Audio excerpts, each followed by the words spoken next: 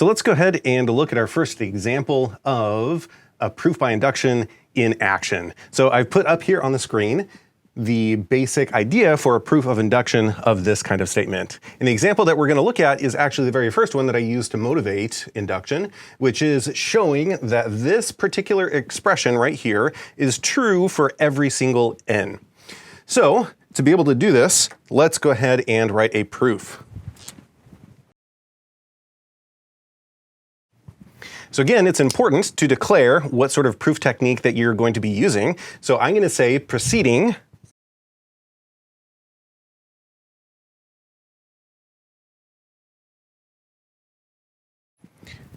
by induction on n.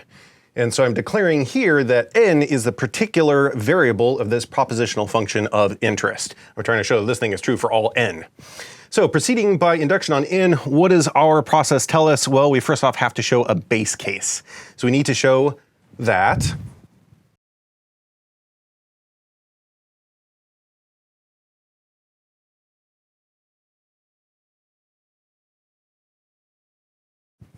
we want to show that P of 1 is true. It's very important when doing a proof by induction that you actually write down base case. So you put that and you're declaring that this is that base case that you're doing. So P of 1 is true. That's what we want to show. Well, what is P of 1? Well, let's take this expression right here and actually write out what P of 1 is claiming. P of 1 is claiming that 2 to the 0 plus all the way up to 2 to the n, well, n in this case is just 1, equals 2 to the n, well, n in this case is just 1, so this is going to be,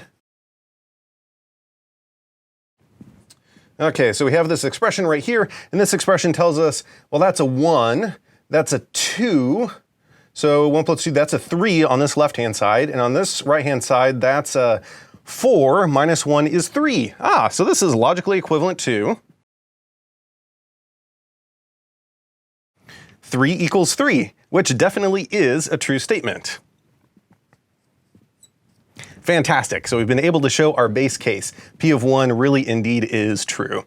And usually in a proof by induction, your base case is easier to solve. And indeed, in this case, it was basically just plug in and check. Now we need to go on to the most important step, which is the induction step.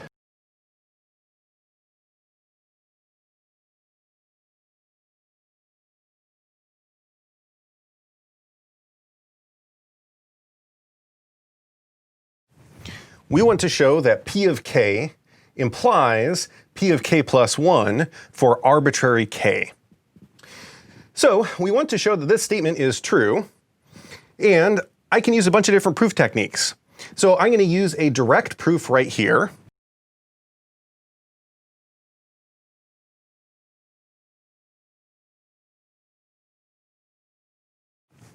Recall that a direct proof works by assuming your hypothesis is true and then trying to show that that means that your conclusion is true.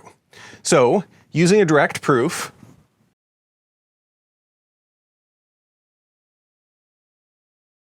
we're going to assume that our hypothesis here is true. Well, what is our hypothesis saying in this case?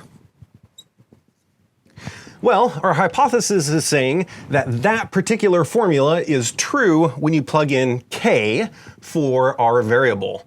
So what this is saying is that that expression is true when we plug in k.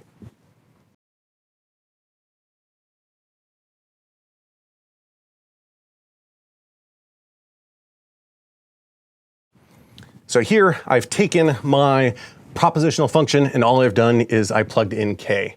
So we assume that is true, and what we want to show is that P of k plus 1 is true. So what is P of k plus 1? Let's go back and look at that particular expression, and it's saying that we're plugging in k plus 1 for our variable in this case. So we want to show that this thing is true. This is just the statement.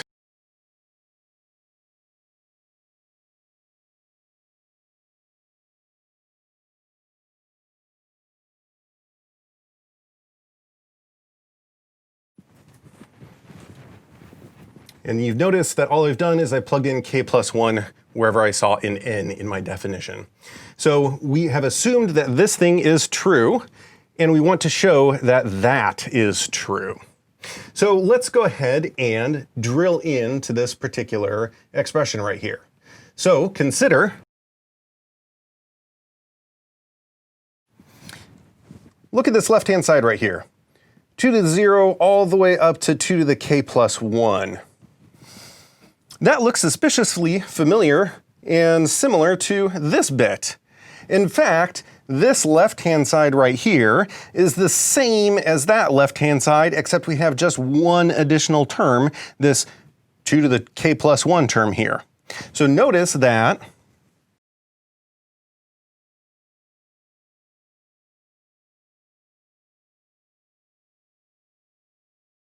this left-hand side of that equation right there, this thing is going to be equal to what? Well, that I already know. I have assumed P of k is true. And P of k was that this expression, notice right here, is equal to that expression.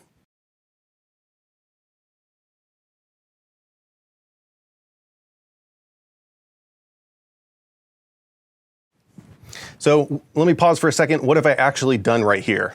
So I've taken this first part of my P of k plus 1 expression, and I've used my induction hypothesis right here to be able to substitute in this expression right there. And so doing this is usually referred to as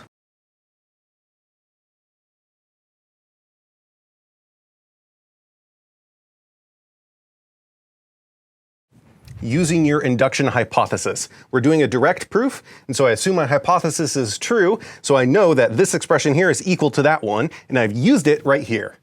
I've used that induction hypothesis to be able to re-express this part into 2 to the k plus 1 minus 1.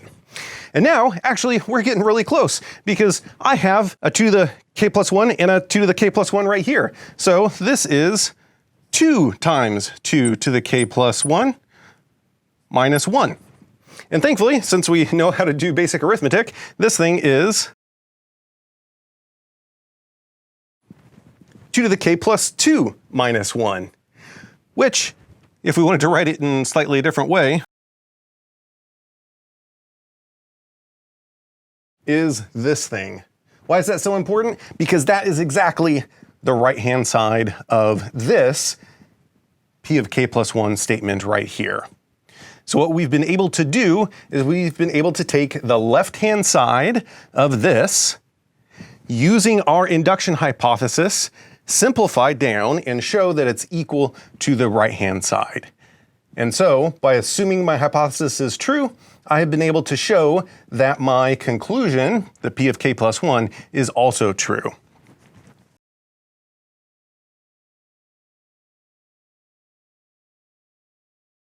And then I'm finished. My induction procedure tells me if I establish my base case, which I did, and then I do my induction step, which I did by using a direct proof. I use a direct proof to show that P of k implies P of k plus 1. I can now conclude that this statement is true for all n. And so I can simply end my proof right here. I am finished.